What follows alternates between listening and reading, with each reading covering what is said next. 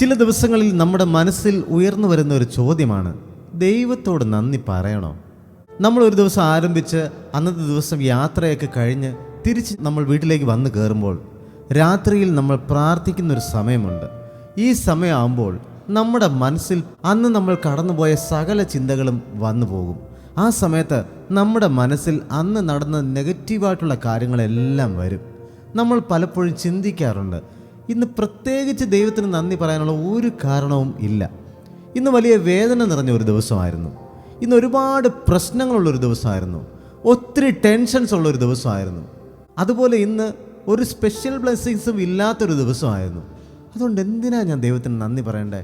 ഇങ്ങനെയൊക്കെ നമ്മൾ ചിന്തിക്കുമ്പോഴും 1 തെസ്സലോനിക്കർ 5-ാം അധ്യായം അതിൻ്റെ 18-ാം വാക്യത്തിൽ പറയുന്നു, സകലത്തിലും സ്തോത്രം ചെയ്യുവിൻ, എന്തെന്നാൽ ഇതാകുന്നു ക്രിസ്തുയേശുവിൽ നിങ്ങളെക്കുറിച്ചുള്ള ദൈവത്തിൻ്റെ ഇഷ്ടം. ഇംഗ്ലീഷ് ബൈബിൾ വായിക്കുമ്പോൾ, give thanks in all circumstances, for this is God's will for you in Christ Jesus.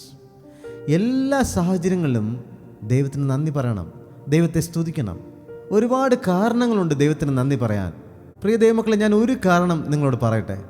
നമ്മുടെ ശരീരത്തിനുള്ള അവയവങ്ങൾ, റെസ്റ്റില്ലാതെ പണിയെടുക്കുന്ന, റെസ്റ്റില്ലാതെ പ്രവർത്തിക്കുന്ന അവയവങ്ങളുണ്ട്. അത് തന്നതിനായി ദൈവത്തിന് നമുക്ക് നന്ദി പറയാം. നമ്മുടെ അവയവങ്ങളിലെ ഒരു അവയവം, ഹാർട്ടിനെ കുറിച്ചൊന്ന് ചിന്തിച്ച് നോക്കിയാട്ടെ. എത്രയോ വർഷമായി കൃത്യമായിട്ട് ഹാർട്ട് എന്ന് പറയുന്ന ആ പമ്പ് കൃത്യമായിട്ട് അതിൻ്റെ പമ്പിങ് ജോലി ചെയ്തുകൊണ്ടിരിക്കുന്നു.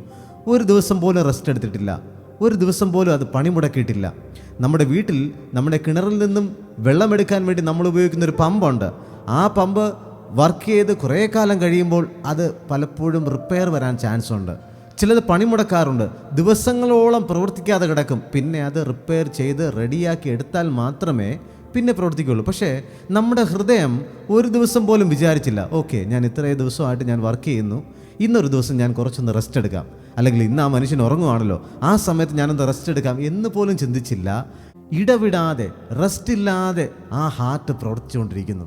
അതിനൊരു കാരണമുണ്ട്. ആ ഹാർട്ടിനെ നിയന്ത്രിക്കുന്ന ഒരു ദൈവം സകലത്തിൻ്റെയും മുകളിൽ വാഴുന്നു. നമ്മുടെ ജീവിതം ദൈവത്തിൻ്റെ കരങ്ങളിലാണ്.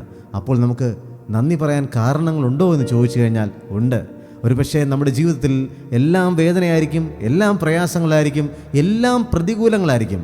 സാഹചര്യം എന്ത് തന്നെയായിരുന്നാലും അതിൻ്റെ മധ്യത്തിലും നമുക്ക് ദൈവത്തിന് നന്ദി പറയാൻ കാരണങ്ങളുണ്ട്. പ്രിയമുള്ളവരെ, എന്ത് സാഹചര്യമായിക്കോട്ടെ നന്ദി പറയാൻ മറന്നു പോകരുത്. ഇത്രയും പ്രതികൂലങ്ങളുടെ ഇടയിലൂടെ നമ്മൾ കടന്നുപോയപ്പോഴും ദൈവം നമ്മളെ വിട്ടുകളഞ്ഞില്ല. ദൈവത്തിൻ്റെ കരം നമ്മുടെ കൂടെ ഉണ്ടായിരുന്നു. അതുകൊണ്ട് ദൈവത്തിന് നമുക്ക് നന്ദി പറയാം. God bless you.